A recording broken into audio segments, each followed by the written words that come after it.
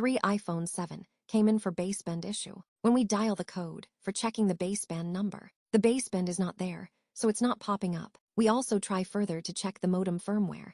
It's also not there. All these inspections have already confirmed for us that the baseband is already gone. Hence, this type of phone will constantly show no service, even when SIM card is inserted, and it will keep searching for network till thy kingdom come. You also need to know that whenever your phone is having this type of issue, you must not make the mistake of trying to wipe or flash it. By doing so, your phone will stuck in hello mode. It will not be able to enter iOS. It will keep telling you unable to activate. This will cost you more repair fee. But for the device in front of us, we confirmed that it's the BB_CPU issue, so let's begin.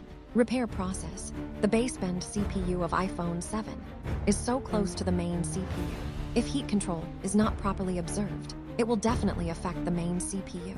But with our heat control level, we're able to install the BB_CPU with perfect temperature, as you can see, and the CPU is not in any way affected. All the 3 phones were successfully fixed. The IMEI is back, and the network is now working. SIM card is also detectable.